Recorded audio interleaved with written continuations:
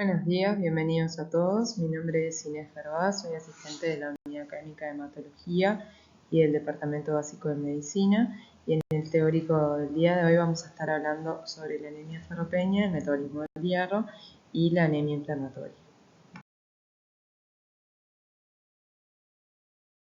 Para los contenidos que vamos a tocar, vamos a hacer una muy breve introducción para pasar luego a hablar del metabolismo del hierro, y ella nos va a introducir en la anemia ferropénica y posteriormente qué elementos son importantes a tener en cuenta de la anemia inflamatoria. A modo de una breve introducción, podemos decir que la ferropenia se define como la disminución de los depósitos del hierro a nivel corporal y que es uno de los trastornos nutricionales más frecuentes a nivel mundial. De hecho, es una de las primeras causas de anemia a nivel mundial. Y esta anemia ferropénica lo que es secundaria a una alteración en la síntesis de la hemoglobina, porque sabemos que el hierro es un compuesto indispensable para la síntesis de la hemoglobina,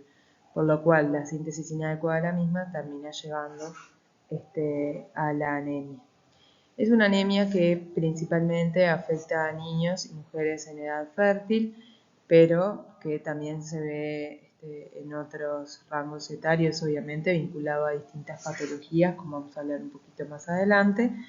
Y si bien tiene una distribución global bastante importante, es verdad que la prevalencia es un poco mayor en países en vías de desarrollo, sobre todo vinculado en general a menores ingestas en esos casos. Pero es una patología que es frecuente a nivel de todo el mundo y, como ya dijimos, es la principal causa de anemia en el mundo.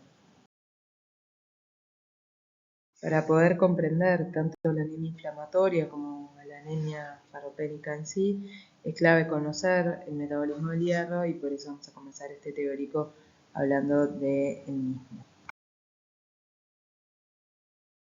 En la dieta habitualmente se contienen entre 10 y 20 miligramos de hierro por cada día, y el hierro de la dieta principalmente viene en forma de hierro hemo cuando son productos de origen animal, y en forma de hierro inorgánico cuando son otro tipo de productos que contiene hierro. En realidad, vamos a ver un poquito más adelante, pero el hierro que viene en el grupo hemo, en los alimentos de origen animal, es un poco más, se absorbe de mejor manera, y entonces más o menos el 20% del hierro de ese grupo es absorbible, mientras que el hierro inorgánico se absorbe menos eficientemente y solamente entre el 1 y el 2% del hierro inorgánico que viene en la dieta es absorbible a nivel de tubo digestivo. Lo que sí se ha visto que con este consumo de hierro diario, la absorción diaria que se va a realizar a nivel del tubo digestivo es suficiente para contrarrestar las pérdidas que se dan todos los días, que son más o menos de entre 1 a 2 miligramos, vinculadas a la descamación de células del tubo digestivo principalmente. Si bien sabemos que diariamente para la producción de eritrocitos, es decir, para la eritropoyesis, se requiere una proporción mayor de hierro de más o menos 25 miligramos por día. En el organismo, el contenido total de hierro es de 2,5 gramos en la mujer y 6 gramos en el hombre. Y del total del hierro del organismo, la gran mayoría está formando el compartimiento funcional, especialmente a nivel de la hemoglobina. El 80% más o menos del compartimiento funcional del hierro está comprendido en la hemoglobina, y es más o menos 2/3 del contenido total del organismo. Pero también sabemos que el hierro va a depositarse en algunos órganos a modo de poder almacenarse, y eso es específicamente unido a la ferritina y a la hemosiderina. Más o menos entre un 15 y un 20% del hierro va a almacenarse. y los principales lugares de almacenación del hierro van a ser en la médula ósea y en el sistema mononuclear fagocítico de otros órganos, como puede ser el hígado. Lo que sí es muy importante tener en cuenta, como vemos en la imagen sobre la distribución del hierro a nivel del organismo, es que el hierro a nivel del organismo es reciclado, pasa de las reservas funcionales, se recicla y pasa a formar parte de las reservas de almacenamiento en algunos casos. Esto se da porque el hierro tiene un metabolismo que está muy finamente controlado, porque si bien el hierro, como ya dijimos, es esencial para la formación de hemoglobina y es esencial para lograr una buena homeostasis a nivel corporal, también cuando se acumula puede ser tóxico, sobre todo cuando se encuentra libre, ya que forma radicales libres que pueden ser tóxicas para las células. Y es por ello que el hierro, cuando se recicle, va a unirse a distintas proteínas y chaperonas que van a hacer que este hierro no se encuentre libre y pueda generar la formación de radicales libres de las que hablábamos. Dos de las proteínas importantes en este punto son, por un lado, la transferrina, que es la proteína que se encarga de unirse al hierro para el transporte del mismo. En todo momento hay más o menos 3 miligramos de hierro unidos a la transferrina en simultáneo, pero esos 3 miligramos de hierro tienen como un alto recambio. Entonces, si bien es muy poquita la cantidad de hierro que está en cada momento unida a la transferrina, el recambio de esa cantidad es alto, digamos. Y eso vinculado a el transporte que existe en todo momento del hierro entre los distintos órganos y tejidos que lo almacenan y que lo requieren. Y por otro lado tenemos a la ferritina, que es una proteína a la cual el hierro se une para ser almacenado, justamente para evitar que el hierro quede libre y genere toxicidad, como veníamos mencionando. Los principales lugares de depósito del hierro, como ya dijimos, van a ser la médula y el hígado y el vaso. Entonces, como veníamos mencionando, se van a requerir entre 20 y 25 miligramos de hierro por día para realizar la eritropoyesis, es decir, la formación de los glóbulos rojos, y este hierro casi totalmente va a provenir del hierro que es reciclado por el sistema mononuclear fagocítico a través de la fagocitosis de los glóbulos rojos senescentes que mueren y liberan su contenido de hemoglobina y a través de ello de hierro.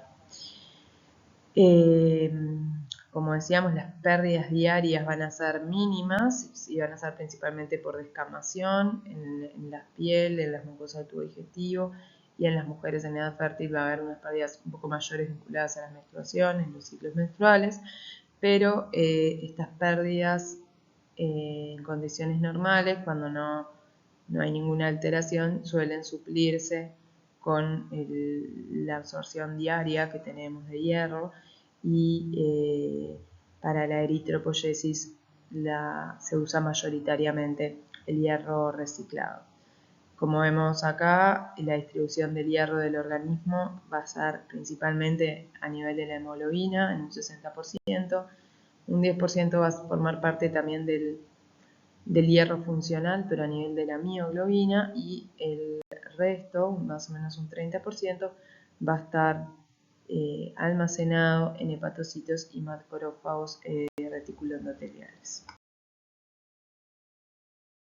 Aquí tenemos una imagen obtenida del libro educacional de Lash del 2022, donde evidencia esta distinta distribución del hierro a nivel del organismo de la que hablábamos recién. Vemos que a nivel central de la imagen tenemos al hierro unido a la transferrina, que es de más o menos 3 miligramos, como decíamos, pero que este hierro tiene un alto recambio. Más o menos un 20 a 25 miligramos va a ser el hierro que se recicla para la eritropoyesis. En los glóbulos rojos más o menos 1800 miligramos van a estar contenidos allí, 600 miligramos a nivel de los macrófagos reticuloendoteliales, 300 miligramos a nivel de la médula ósea a forma de depósitos, también depósitos a nivel hepático, y tenemos una proporción de hierro que se encuentra en otros tejidos. Vemos cómo está ahí señalado a la derecha de la imagen las pérdidas de hierro de más o menos 1 o 2 miligramos día, como veníamos hablando. Y como también se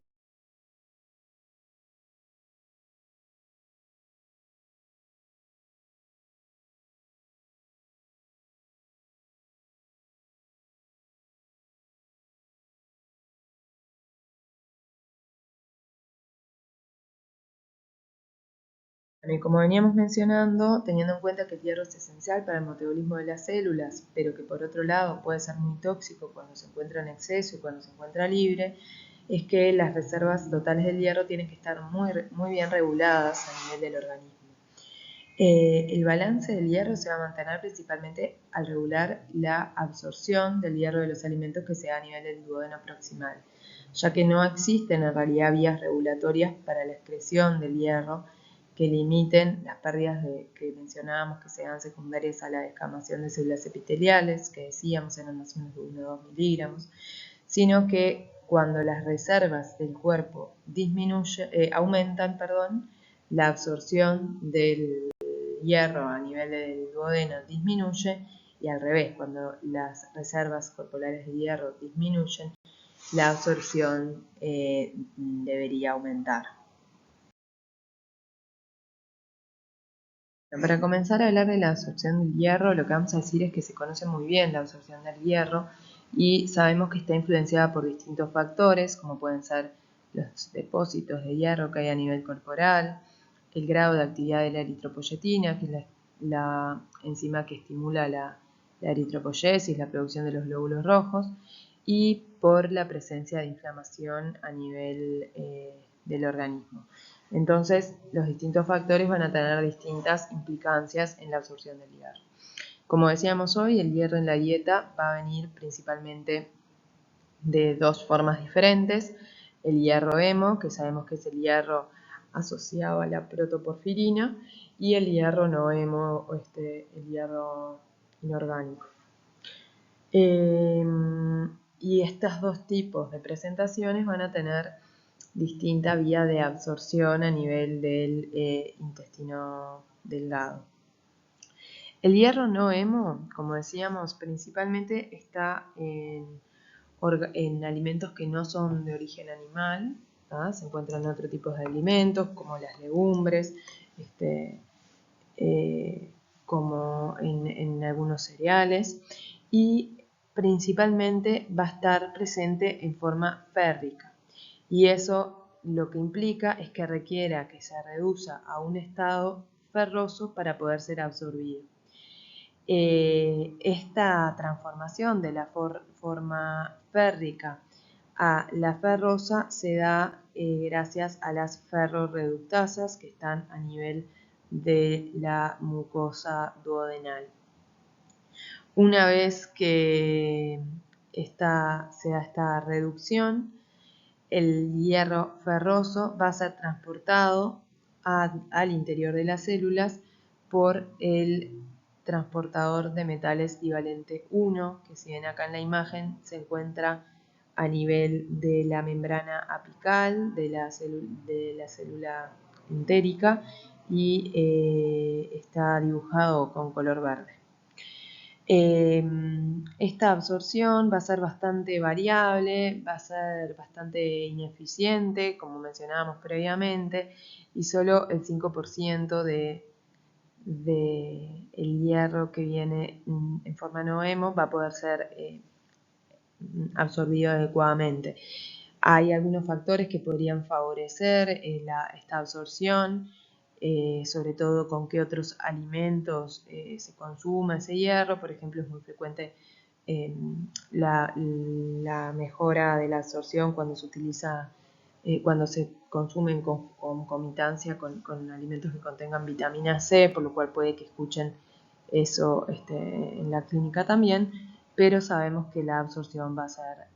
mucho menos eficiente del hierro hemo, que el hierro hemo para su absorción se va a desplazar a través de la membrana apical al citoplasma por transportadores de hemo, que como vemos en la imagen está a la izquierda de la celulita de color amarillo, que son transportadores que no son del todo conocidos todavía, pero permiten el pasaje del hierro hemo sin requerir procesos previos.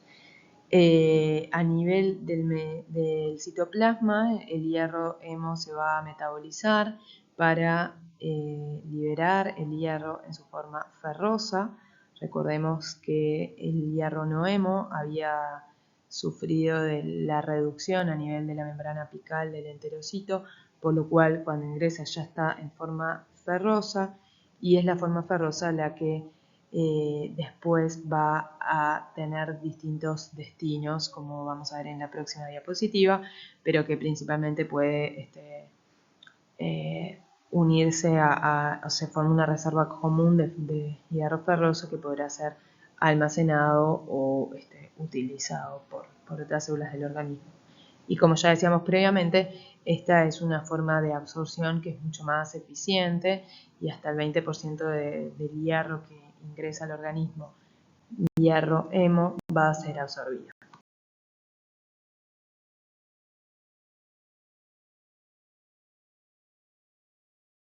Entonces, una vez que el hierro ferroso ya llegó a nivel citoplasmático en las células duodenales, va a tener principalmente dos caminos. Uno de ellos va a ser el transporte a la sangre, que se va a dar a través de la membrana vasolateral por un transportador que se encuentra allí, que se llama ferroportina 1,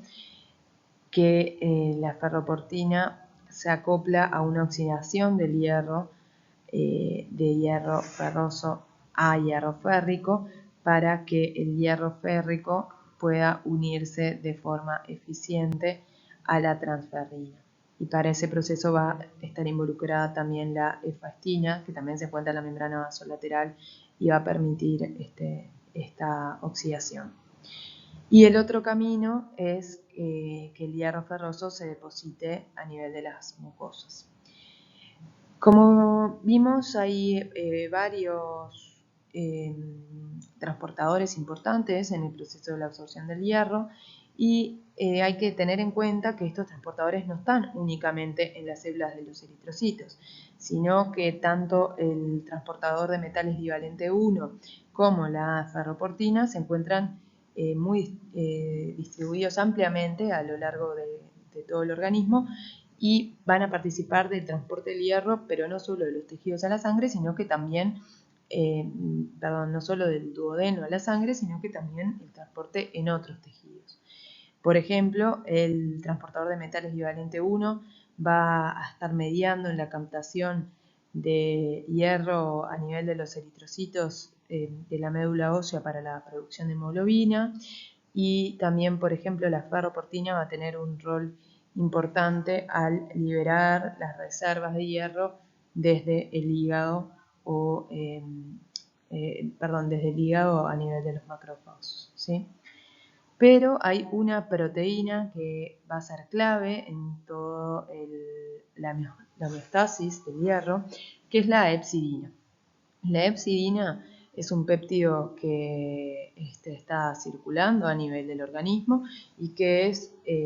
sintetizado por el hígado. Y la principal estimulante para la síntesis de hepcidina en el hígado es el aumento del hierro intrahepático. La hepcidina va a tener un rol clave en regular la absorción del hierro,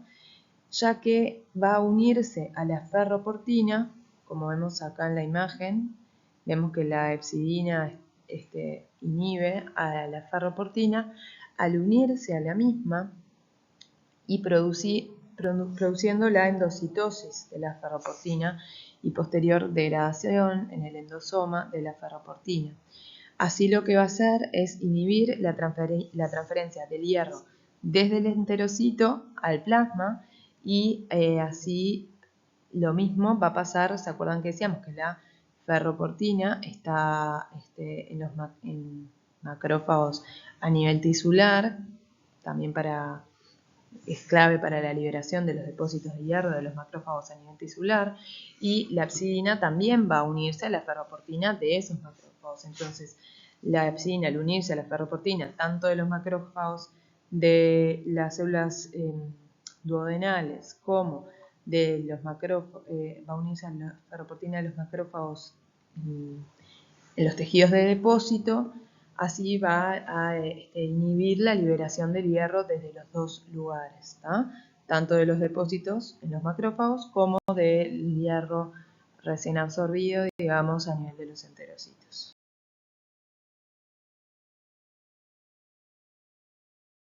Entonces la hepcidina va a ser una proteína que va a ser clave en la homeostasis del hierro, sobre todo al regular su absorción y su depósito.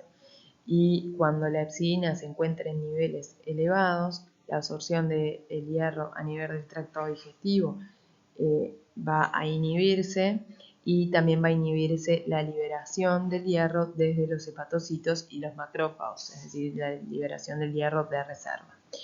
Y esta cantidad de hepcidina presente en el organismo, es decir, los niveles de hepcidina, van a estar definidos por distintos factores. Y como podemos ver en esta imagen, va a haber factores que van a inhibir la producción de hepcidina, como puede ser la hipoxia, como puede ser la alta hematopoiesis, o sea, altas demandas de hierro por parte de la hematopoiesis. Pueden ser también algunas alteraciones endocrinológicas que pueden inhibir la síntesis de hepcidina, mientras que va a haber otras situaciones en las cuales la síntesis de hepcidina se va a ver estimulada. Principalmente, y como muy importante, recordar la inflamación, sobre todo a través de la interleuquina 6, como una fuente importante de estímulo de la síntesis de hepcidina, y que va a tener esto un rol muy significativo para el desarrollo de la anemia inflamatoria. Pero hay otras proteínas a nivel del organismo que también pueden estimular la síntesis de hepcidina, y la presencia de grandes depósitos de hierro también van a estimular la síntesis, estimular la síntesis de la hepcidina. Y esta hepcidina, que ya dijimos se va a producir en el hierro, va a ser liberada y va a bloquear, a inhibir, como ya mencionábamos, a través de la endocitosis y destrucción a la ferroportina, tanto a nivel hepático para evitar la liberación del hierro depositado en hepatocitos, como a nivel de los macrófagos del sistema mononuclear fagocítico para inhibir la liberación de hierro almacenado a dicho nivel, como la ferroportina presente en los enterocitos para inhibir el ingreso al plasma del hierro absorbido. Digamos, la transcripción de la hepcidina está regulada por distintos factores que van a estimular o inhibir su producción, y uno de ellos, como decíamos, era la carga de hierro del organismo. Cuando la transcripción de la hepcidina va a aumentar de forma proporcional a las cargas de hierro que haya presentes, para así afectar la absorción del hierro. Y esta regulación de la hepcidina, que es dependiente del hierro, va a ser mediada por vías BMP, que son miembros de la superfamilia de TGF-beta, y estos ligandos se van a unir a receptores de serina y de tironina, que van a fosforilar las proteínas SMAD, como vemos acá en la parte inferior izquierda de la imagen, y estas proteínas SMAD1 y 5 principalmente van a unirse posteriormente a las SMAD4 y así formar un factor de transcripción que va a activar la transcripción de la epsidina. Hay otra proteína importante, otra molécula que es la hemojuvelina, que también va a tener un rol en la regulación de la epsidina, ya que va a facilitar la interacción entre los ligandos del BMP y sus receptores para que pueda darse de forma eficiente todo este proceso para el aumento de la transcripción de los genes de la epsidina.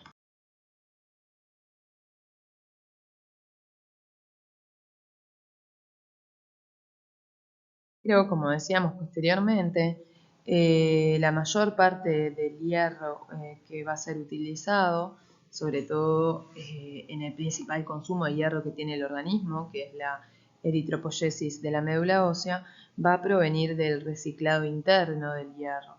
ya que la absorción, como dijimos,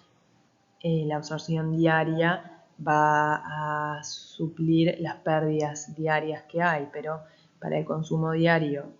para la formación de eritrocitos que hay diariamente, la mayoría va a ser a través del reciclado porque la absorción diaria es insuficiente. Mayoritariamente va a ser un reciclado que va a provenir de macrófagos tisulares, que contienen el hierro reciclado. Recuerdan que la transferrina dijimos que era la proteína transportadora del oxígeno y cada molécula de transferrina va a unir dos átomos de hierro férrico. Recuerdan que decíamos que cuando el hierro salía a través de la ferroportina debía pasar de un estado ferroso a un estado férrico para unirse a la transferrina. Y así en la transferrina va a tener dos átomos de hierro férrico y ese complejo hierro-transferrina se va a unir a un receptor que se llama receptor de transferrina de tipo 1, que está en la superficie de distintas células y va a permitir que se internalice por endocitosis el complejo hierro-transferrina, receptor de transferrina de tipo 1, como vemos en la imagen en la parte superior izquierda. Los eritroblastos van a adquirir el hierro a través de este mismo receptor. El hierro va a estar en los endosomas unido a la transferrina, pero va a ser liberado de esta por la acidificación de los mismos, y el hierro que va a estar en estado férrico se va a reducir a un estado ferroso nuevamente y salir del endosoma al citoplasma de la célula a través del transportador de metales divalentes 1, como que ya estaba implicado en la absorción a nivel de los enterocitos, si lo recuerdan. De esa forma lo que vamos a hacer es ir generando un depósito a nivel intracelular de un pool, digamos, a nivel intracelular de hierro ferroso. ¿Qué sucede? Va a quedar en el endosoma la transferrina y el receptor de transferrina tipo 1 una vez que se libera el hierro, y estos serán, como vemos acá en la imagen, reciclados y volverán a la superficie de la célula. El hierro en estado ferroso va a ir quedando, como decíamos, en un pool que se llama pool de hierro lábil o LIF, que lo podemos observar acá en el centro de la imagen, y va a ser utilizado, como vemos ahí, va a tomar, digamos, distintos caminos. Es muy importante el rol que el hierro va a tener en la mitocondria. Va a ser importado a nivel mitocondrial por el transportador mitoferrina 1 para formar el hemo. Y este hemo mayoritariamente se va a usar para la síntesis de hemoglobina. Al igual que el hierro libre, el exceso de hemo también puede ser tóxico y va a ser muy importante lograr una correcta homeostasis entre la producción y eliminación de los grupos hemo. Otra parte de este hierro va a ser exportado, como vemos en la imagen, a través de distintos transportadores. Dentro de ellos importante es la ferroportina, como ya mencionábamos, y otra parte va a ser almacenado unido a la ferritina. Entonces, como mencionábamos previamente, recuerden que la gran mayoría del hierro utilizado diariamente a nivel del organismo, que recordábamos se utilizaba para la eritropoyesis, va a provenir del reciclaje justamente de glóbulos rojos dañados o glóbulos rojos que ya están en senescencia, que se da a través de la capturación de estos por los macrófagos. Los macrófagos van a fagocitar estos eritrocitos, van a catabolizar al grupo hemo para liberar el hierro del grupo a través de una enzima que se llama la hemoxigenasa, y el hierro ferroso podrá ser exportado al plasma a través de la ferroportina, y el hierro que no requiera ser utilizado se va a depositar en los macrófagos también en forma de ferritina. También a nivel hepático hay un importante depósito de hierro de almacenamiento, también mayoritariamente unido a ferritina. Y ahora, ya teniendo presente el metabolismo del hierro y el transporte del mismo, vamos a pasar a hablar de la anemia ferropénica.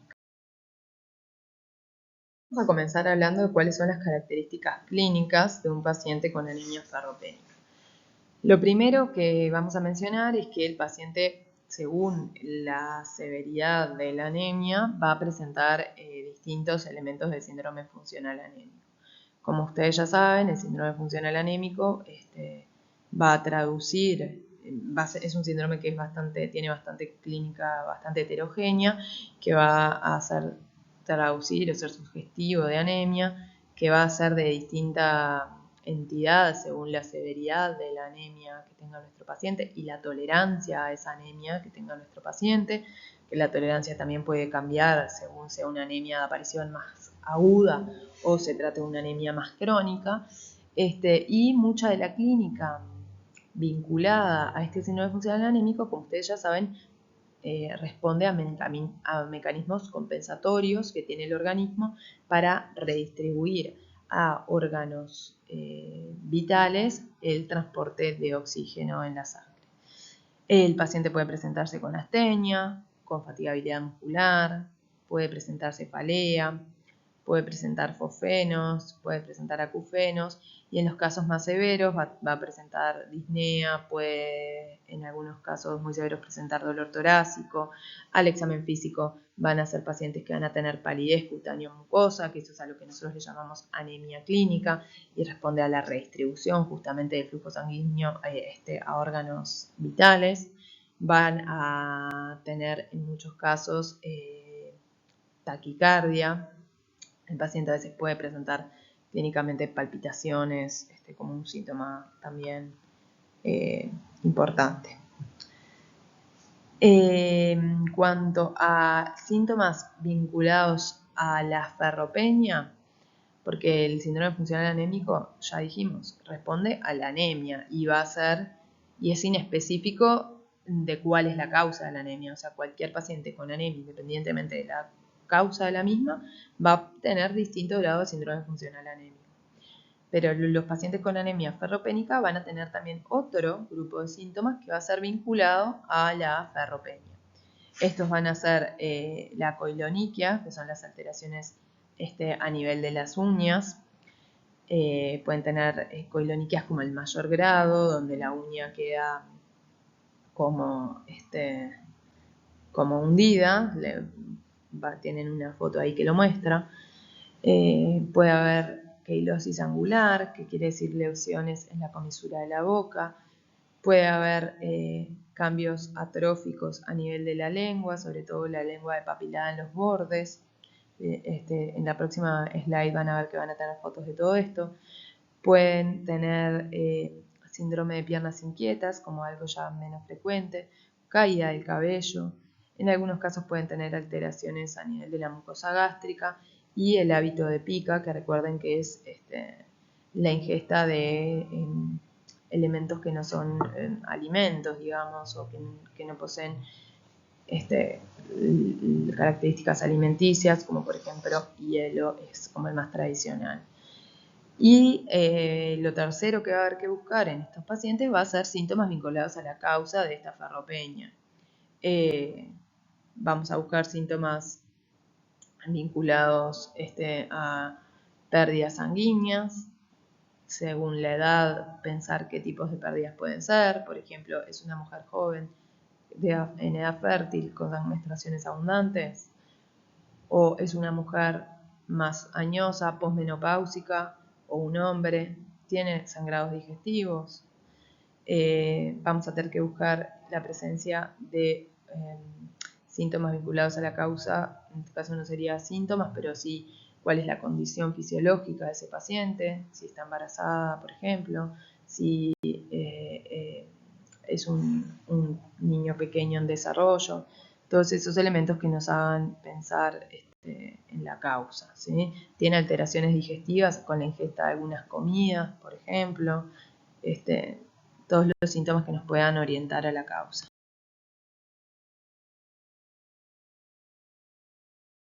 Bueno, aquí en esta diapositiva podemos ver imágenes de un poquito lo que mencionábamos recién, de la coiloniquia, las uñas estriadas, lengua papilada, quelosis angular, la caída del cabello y bueno, unos hielos para simbolizar el hábito de pica.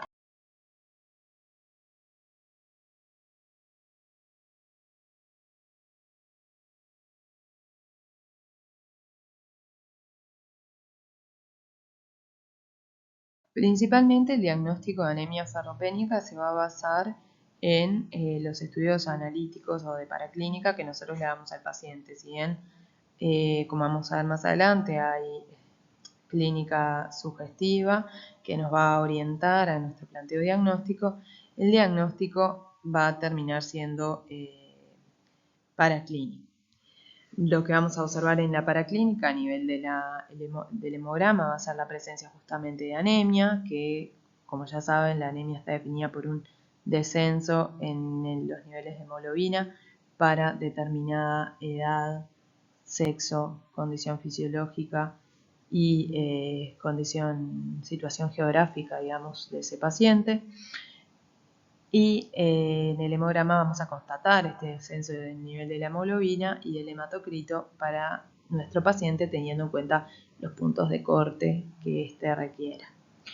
Esta anemia suele ser microcítica e hipocrómica en los casos de anemia ferropénica, si bien a veces puede no ser de esta manera, es como lo más habitual y tradicional, pero muchas veces cuando hay anemias multicarenciales puede no ser tan microcítica e hipocrómica como esperaríamos. Suelen presentar un AD elevado, el AD, que es el ancho de distribución eritrocitaria, ¿de qué nos va a hablar? De que a nivel de los glóbulos rojos hay distintas formas y distintos tamaños, sobre todo distintos tamaños de eritrocitos circulando. ¿Qué va a ser importante también a nivel del hemograma? Bueno, la serie blanca en general no tendría por qué estar alterada, pero en la serie plaquetaria en muchos casos podemos ver una hiperplaquetosis que suele ser reactiva mismo a la ferropenia o también puede ser reactiva cuando esa ferropenia sea en el contexto de sangrados crónicos que de forma reactiva las plaquetas aumentan como un mecanismo de intentar frenar el sangrado. Entonces en el hemograma podemos ver una anemia microcítica hipocrómica con un AD aumentado, con una hiperplaquetosis, nos tiene que llamar la atención. Otro elemento que va a ser importante es pedir que ese hemograma se le realicen también reticulocitos. Los reticulocitos, recuerden, son el estadio previo de maduración del eritrocito maduro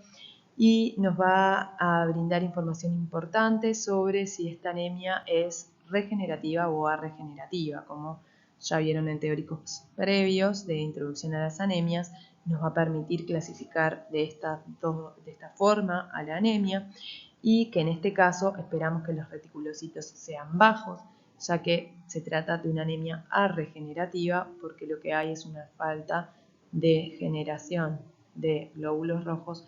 y hemoglobina a raíz de la falta de hierro en el organismo. Vamos a realizarle también una lámina periférica donde vamos a ver esa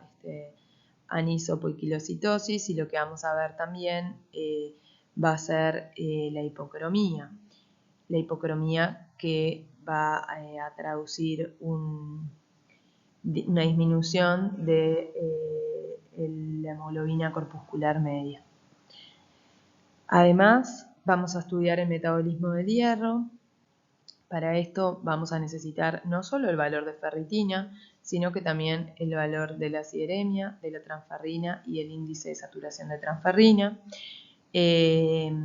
La sideremia, la ferritina y el índice de saturación de transferrina los vamos a encontrar descendidos en el caso de la anemia ferropénica y la transferrina la vamos a encontrar elevada. Previamente, y el estudio más sensible y específico, es estudiar los depósitos de hierro a nivel tisular. La verdad que ya actualmente es un procedimiento que en una anemia ferropénica ya no se hace porque es más costoso, mucho más invasivo para el paciente y el metabolismo del hierro en la mayoría de los casos nos traduce de forma correcta los depósitos de hierro del organismo y no tenemos que llegar a hacer un estudio medular para evaluar el depósito de hierro a nivel medular con tinciones especiales como sería una tinción de Peirce. La verdad es que ya no se hace más, pero sepan que es la mejor forma de medir los depósitos de hierro, ir a medirlos directamente a la médula, pero que no lo realizamos. Y la ferritina en condiciones normales traduce muy bien los depósitos de hierro del organismo. Si bien, como vamos a ver más adelante, en algunas condiciones, sobre todo de inflamación, esa ferritina ya pierde un poco de valor. Algo más que va a ser importante también va a ser descartar otros déficits de otros metabolitos, como la vitamina B12 y el ácido fólico, y todo estudio de una anemia ferropénica tiene que terminar con el estudio de las causas de esa anemia. Y como ya sabemos, las principales causas de anemia ferropénica, y ahora vamos a hablar un poquito más adelante, pero las principales causas van a ser en nuestro medio las pérdidas crónicas por sangrado, por lo cual va a haber que estudiar las pérdidas crónicas por sangrado dependiendo de la edad del paciente. Si se trata de una mujer joven y fértil, ver las pérdidas por menstruación. Si se trata de una mujer posmenopáusica o un paciente más añoso, buscar las pérdidas a través del tubo digestivo. Valorar la presencia de, como ya dijimos, de otros déficits, y si hay una anemia multicarencial, pensar en enfermedades malabsortivas, como puede ser la enfermedad celíaca, y tener en cuenta también el momento fisiológico, digamos, en el cual se encuentra el paciente. Es una joven adolescente con menstruaciones, esas menstruaciones son normales, son abundantes. Es una paciente embarazada que no se está suplementando correctamente, sabemos que en el embarazo aumenta el consumo de hierro, por lo cual se requiere suplementación. Es una embarazada con un corto periodo intergenésico. Es un niño en sus primeras etapas del desarrollo. Son todos elementos que vamos a tener en cuenta para estudiar la causa de esta ferropenia.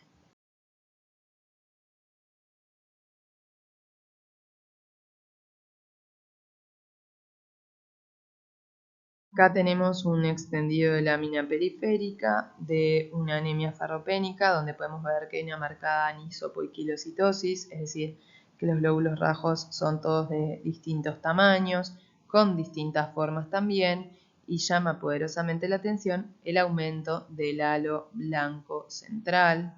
que refleja la hipocromía de estas células. Como ven en algunos eritrocitos, el halo central claro ocupa casi todo el eritrocito y solamente queda como un pequeño anillo de la hemoglobina que nos habla de la hipocromía importante que tiene este paciente, que sugestivo de anemia ferropénica. Bueno, y en realidad, como ya decíamos previamente, el estudio del metabolismo del hierro, si bien es muy útil en algunos casos, puede tener algunas limitaciones y dificultar el diagnóstico en algunas situaciones puntuales.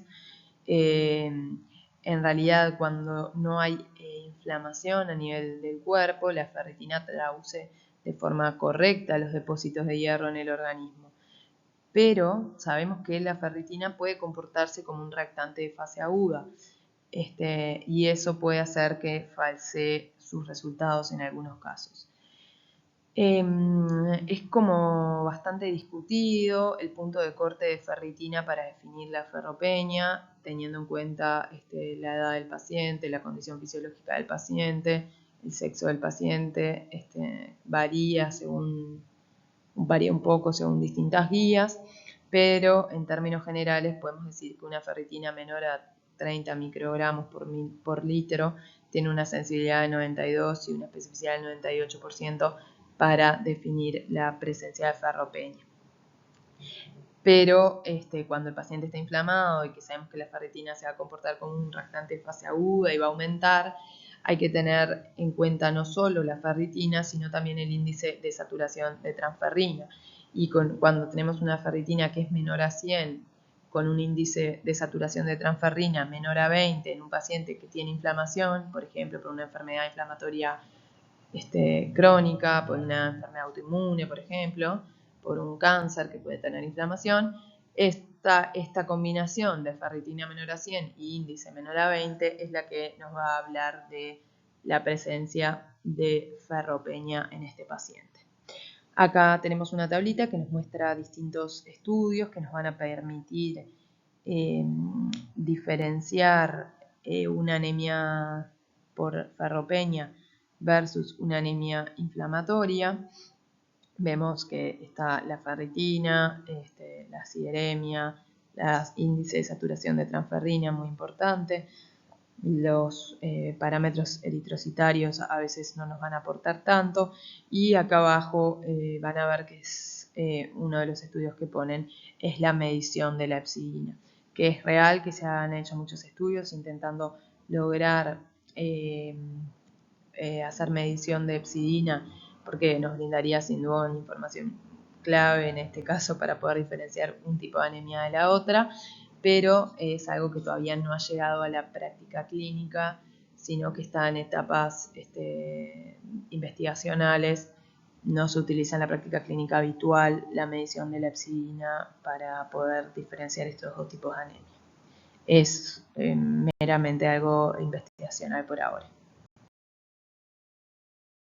Y en la deficiencia del hierro va a haber distintas etapas, obviamente, no es que un paciente pasa de tener depósitos llenos a tener anemia ferropénica de un día para el otro, sino que va a ir pasando por distintos estadios. Primero va a haber una ferropenia que se llama prelatente, donde va a desaparecer el hierro de reserva celular, el número de sideroblastos va a estar disminuido, y en el metabolismo del hierro la sideremia va a ser normal, pero la ferritina sí va a ser baja. Luego va a haber un estado de una ferropenia latente, donde va a comenzar a descender también el índice de saturación de transferrina. La sideremia va a ser variable, aunque generalmente suele estar disminuida. La ferritina va a estar disminuida y va a ir apareciendo eritrocitos con un volumen corpuscular medio bajo. Y luego vamos a entrar en la etapa de eritropoyesis ferropénica, en la cual efectivamente va a comenzar a descender la hemoglobina, vamos a entrar en la etapa de anemia ferropénica, va a haber microcitosis e hipocromía, y vamos a observar que la sideremia va a estar disminuida, la ferritina va a estar disminuida y el índice de saturación de transferrina va a estar también disminuido. Bueno, y cuando pensamos en la etiología de la anemia ferropénica, tenemos que pensar en 4 posibles grandes causas, digamos, de ferropenia.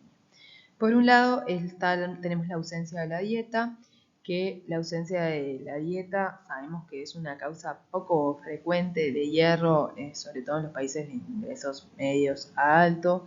altos, es un poco distinto en los países con ingresos más bajos, donde a veces en los países con ingresos más bajos la mayoría del hierro que proviene de la dieta es hierro de origen inorgánico, que no se absorbe, como ya dijimos, tan bien como el hierro hemo, y entonces puede ser un poco más frecuente la ferropenia de causa de ausencia en la dieta. Tenemos que acordar que cuando hablamos de la dieta, el hierro de la dieta, va a ser tan importante la biodisponibilidad de ese hierro como la cantidad de hierro ingerida. O sea, no importa que comamos un montón de legumbres si la biodisponibilidad no va a ser buena, ¿tá? Por lo cual va a ser muy importante valorar qué tipo de hierro es el que se está ingiriendo y con qué otras cosas se está ingiriendo que pueda favorecer o inhibir su absorción. Por otro lado, tenemos a las alteraciones en la absorción. Las alteraciones malabsortivas están presentes en algunas patologías y podrían explicar algunos casos de anemia ferropénica a nivel mundial. Por otro lado, tenemos el aumento de las necesidades de hierro, y esto es una causa importante de ferropenia, sobre todo en lactantes o en niños pequeños. Puede ser también una causa de ferropenia en adolescentes, donde están en etapa de mucho crecimiento y el requerimiento de hierro es un poco mayor. Y es importante muy importante en mujeres premenopáusicas y especialmente durante el embarazo y el periodo de lactancia. Último, y como principal causa en la mayoría de los casos, tenemos a las pérdidas crónicas a través de sangrados crónicos. En los países de ingresos moderados a altos, esta es la principal causa de ferropenia, porque en realidad en los casos de aumento de necesidades, que como ya dijimos es bastante frecuente, en general se trata de hacer una suplementación en esas condiciones, entonces termina siendo la principal causa de las pérdidas crónicas. Principalmente estas pérdidas van a responder a sangrados crónicos del tubo digestivo, sobre todo ya dijimos en hombres o mujeres posmenopáusicas, o del tracto genitourinario en mujeres en edad fértil. Tenemos una tablita obtenida del libro educacional de la ASH del 2022, donde nos enumera distintas causas de ferropenia y las divide en aquellas que son por pérdidas de sangre, como alteraciones gastrointestinales, la menstruación, especialmente cuando son casos de sangrados menstruales abundantes, enfermedades parasitarias, que es un poco menos frecuente en nuestro medio, pero también puede haber, o bueno, causas más raras como sangrados pulmonares, urológicos. Después tenemos a la ferropenia por aumento de los requerimientos, sobre todo en la infancia y en niños pequeños y adolescentes, en el embarazo y la lactancia, y cuando se hagan tratamientos estimulantes de la eritropoyesis, como la EPO, en otros contextos, siempre hay que tener como un ojo atento al desarrollo de ferropenia. Y después tenemos al suplemento inadecuado de hierro, que puede ser por baja ingesta de hierro dietario, que puede ser por alteraciones malabsortivas o alteraciones congénitas del transporte de hierro. Acá un poco más de lo mismo, recordar que la ferropenia aparece cuando hay un balance negativo entre la ingesta diaria y las necesidades o pérdidas diarias, y esto puede ser de causas fisiológicas por el aumento de las necesidades de hierro por un mayor consumo o por un aumento en las pérdidas, ya sea el crecimiento en niños y adolescentes, en el embarazo y la lactancia o la menstruación, por causas ambientales, patológicas o genéticas.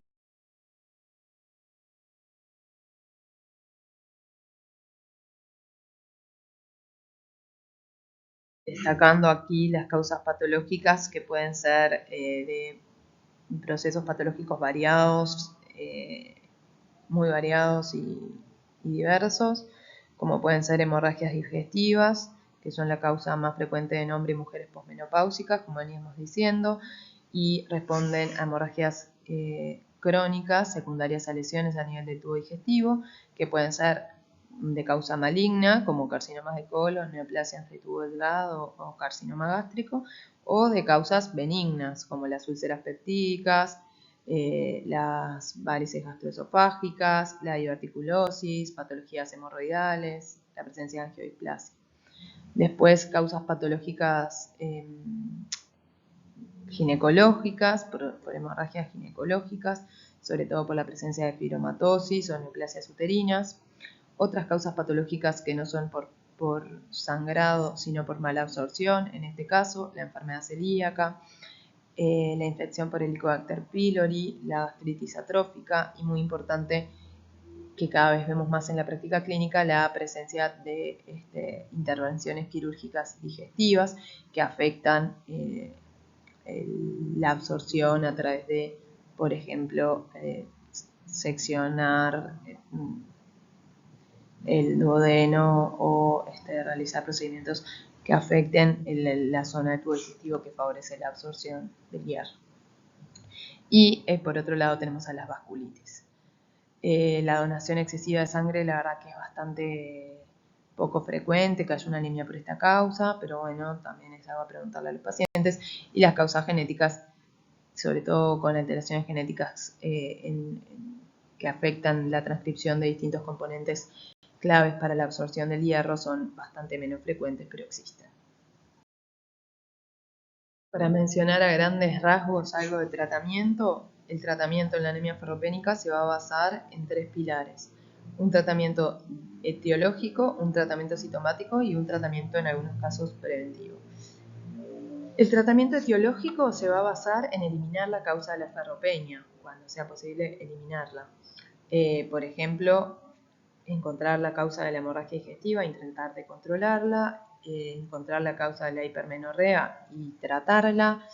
Y bueno, en los casos de aumentos fisiológicos de la pérdida de hierro, también identificar la causa y tratarla,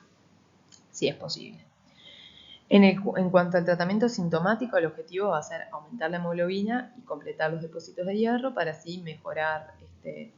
la sintomatología de la paciente, pero debemos saber que nosotros tenemos que completar los depósitos de hierro, pero si no corregimos la causa etiológica, va a volver a aparecer la ferropenia, por lo cual el tratamiento etiológico va a ser clave.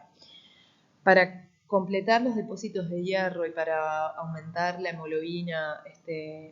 a través de mayor disponibilidad del hierro, lo que vamos a hacer va a ser justamente administrar hierro,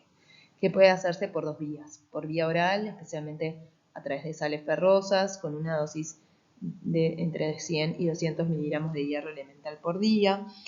que nos va a permitir esperar una normalización de la hemoglobina entre 4 y 10 semanas. Y una vez que nosotros logremos normalizar la hemoglobina, debemos tratar al paciente entre 3 a 6 meses más para asegurarnos que completamos los depósitos. La contra que tiene el hierro vía oral es que a veces no se tolera muy bien a nivel digestivo. Hay algunas formulaciones de hierro vía oral que se toleran un poco mejor que otras. Es importante que el hierro se tome alejado de las comidas para mejorar su absorción.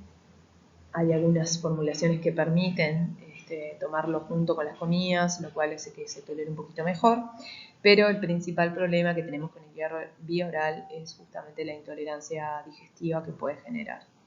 Y otra vía de administración de hierro que tenemos disponible es la parenteral, el hierro intravenoso,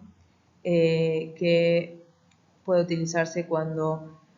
hay un fracaso en la vía oral, cuando la vía oral no es tolerada, cuando no es recomendable la administración por vía oral, por ejemplo, porque la ferropenia sea un problema malabsortivo, o en algunos casos cuando requerimos un ascenso más rápido de la hemoglobina en vistas, por ejemplo, a un acto quirúrgico o a una embarazada en vistas a la finalización del embarazo, que requerimos el ascenso un poco más rápido, también podría utilizarse. De hierro parenteral también seguramente en la clínica lo van a ver, pero hay también distintas formulaciones y distintas vías de administración según qué formulación se utilice. Y el tratamiento preventivo se basa básicamente en evitar la aparición de la ferropenia y responde principalmente al aporte suplementario de hierro en poblaciones de mayor riesgo o de desarrollar ferropenia, como decíamos, en los niños, en los lactantes, en las embarazadas. Y también parte de la prevención es la fortificación de alimentos con hierro, que sabemos que existen muchos a nivel local, muchos alimentos fortificados con hierro, que también tienen ese objetivo, prevenir la aparición de anemia ferropénica. Por ejemplo, las harinas de trigo que están fortificadas con hierro y ácido fólico en nuestro país. Y ahora que ya hablamos sobre el metabolismo del hierro y hablamos sobre la anemia ferropénica, vamos a mencionar muy brevemente algunos elementos importantes de la anemia inflamatoria que, como sabemos, se vincula muy de cerca con todo lo que estuvimos hablando hasta ahora por el mecanismo patogénico que tiene. Bueno, la anemia inflamatoria, que también conocida como anemia de las enfermedades crónicas, pero que sabemos que ese nombre ha entrado bastante en desuso, vinculado a que no se asocia solamente a enfermedades crónicas, sino que se ha visto cada vez más que se asocia a cualquier enfermedad que genere inflamación y puede vincularse incluso en procesos más agudos o subagudos importantes. Puede también haber la aparición de anemia inflamatoria, por lo cual dejamos un poco de lado ese nombre. Es muy importante conocerla y tenerla presente porque es una de las principales causas de anemia en pacientes hospitalizados. Lo que hay es una disminución en la proliferación de los progenitores linfoides y una disminución en la utilización del hierro que terminan llevando eventualmente al desarrollo de anemia. Se vincula a múltiples patologías, prácticamente cualquier patología que a ustedes se les ocurra que genera inflamación a nivel del organismo puede terminar generando una anemia inflamatoria y suele ser leve y los síntomas en realidad generalmente van a estar dados principalmente por la patología de base que presente el paciente y no tanto por la anemia en sí. Es una anemia que puede ser normocítica, normocrómica, pero en algunos casos también puede ser microcítica hipocrómica, sobre todo cuando ya son de más larga data. Es una anemia que es regenerativa también, que suele asociar sideremias bajas con índices de saturación de transferrina que puede ser normal o puede ser bajo también en algunos casos, y la ferritina elevada porque, como decíamos previamente, se comporta como un lactante de fase aguda y se encuentra elevado. Puede servir también estudiar otros lactantes de fase aguda, como la ABES y la PCR, para confirmar que haya inflamación y que también estén elevados. Y siempre que estemos frente a una anemia, que nosotros pensamos que es una anemia inflamatoria, debemos estudiar de forma exhaustiva cuál es la patología de base, porque lograr corregir esta anemia se va a basar básicamente en lograr corregir la patología de base. Y como decíamos previamente, y volviendo a una imagen que ya vimos más atrás en el teórico, las causas de esta anemia van a ser, por un lado, la disminución de los precursores eritroides, pero lo más importante que va a generar la anemia ferropénica va a ser la alteración en la homeostasis y el metabolismo del hierro. Y esto, en este caso, va a tener un rol preponderante la hepcidina. Hay muchos factores mediadores inflamatorios que van a estimular el incremento de la producción de hepcidina a nivel hepático, pero se destacan dentro de estos como particularmente importante la interleuquina 6. Y como hablábamos antes, la hepcidina va a aumentar secundaria a estos mediadores inflamatorios, y al aumentar la hepcidina va a inhibir a la ferroportina, y esta inhibición de la ferroportina se va a dar tanto a nivel de los macrófagos como a nivel de los enterocitos, y a nivel hepático también, y esto va a hacer que la ferroportina se inhiba a todos esos niveles y se reduzca la transferencia deficiencia del hierro desde los depósitos, ya sea en macrófagos o en hígado, o también en la absorción del hierro, y no haya disponibilidad del hierro en los precursores eritroides de la médula ósea para generar la hemoglobina necesaria. Lo que se genera básicamente es una deficiencia funcional del hierro. Lo que pasa es que hay un proceso inflamatorio que pueden ser crónicos, pero también, como decíamos, pueden ser agudos, por eso fue que dejamos un poco de lado el nombre de anemia de las enfermedades crónicas, ya que también pueden ser procesos más agudos, incluso insuficiencias cardíacas, la enfermedad renal crónica, enfermedades autoinmunes crónicas, neoplasias también, van a presentar un aumento inespecífico en la ferritina, que dijimos que se comportaba como un reactante de fase aguda, pero este aumento en la ferritina se da en el contexto de una inflamación y lo que refleja es el aumento de los depósitos totales de hierros, pero que son depósitos totales de hierro que no están disponibles para la hematopoiesis.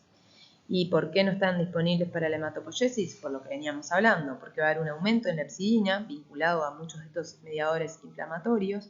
que van a impedir que la ferroportina actúe transportando este hierro y entonces van a generar una reducción del hierro de la dieta con una disminución de los niveles séricos de hierro y además va a generar un bloqueo en la movilización del hierro desde los depósitos a la médula ósea, por lo que va a disminuir la disponibilidad de hierro en la médula ósea, más allá de que los depósitos de hierro estén aumentados y sean suficientes. Por eso decimos que hay una deficiencia funcional del hierro en este caso, ¿tá? Porque hay hierro, pero no está funcional, no está disponible para la eritropoiesis. Hay distintas teorías de por qué se da este mecanismo frente a la inflamación.